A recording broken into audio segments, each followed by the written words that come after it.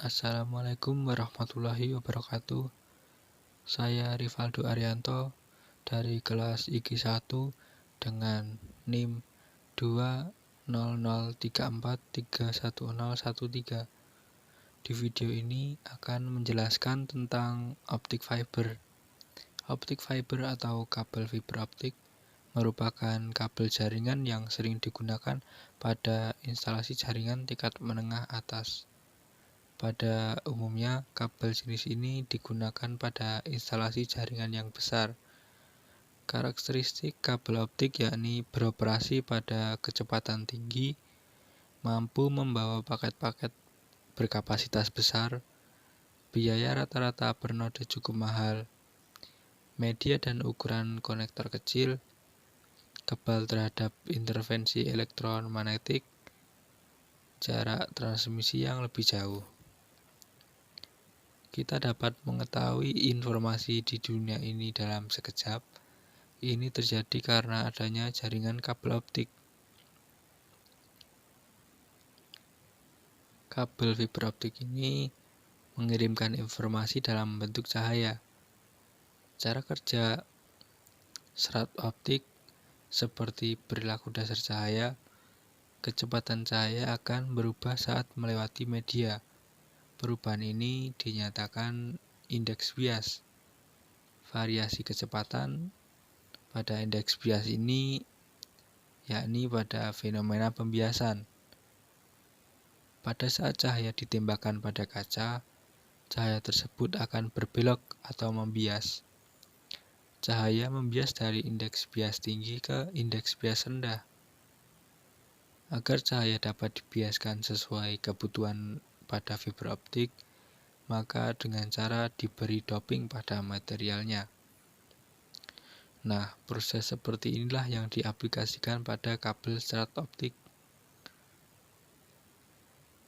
Dicontohkan ada fiber optik dengan indeks bias tinggi, ditembakkan cahaya, maka cahaya tersebut akan membias dan menjadi pemantul kembali ke dalam fiber optik sampai di ujung lainnya. Ini terjadi bila terjadi pembiasan total atau bila indeks bias tinggi dilapisi dengan indeks udara bias rendah.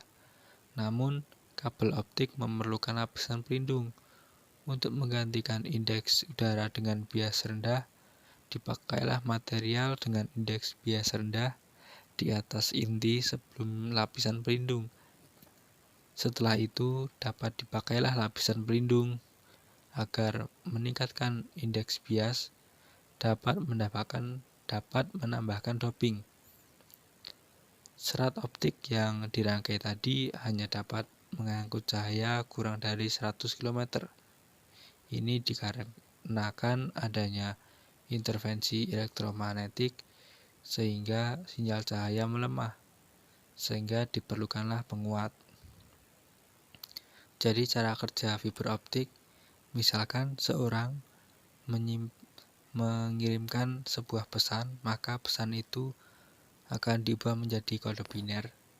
Kode biner tersebut akan diubah menjadi gelombang elektromagnetik.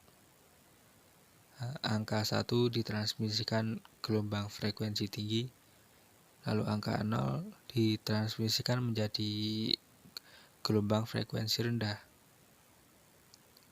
Menara seluler menerima gelombang ini. Di menara dihasilkan gelombang cahaya dari gelombang elektromagnetik tadi, lalu dikirimkan melalui kabel fiber optik sampai tujuannya.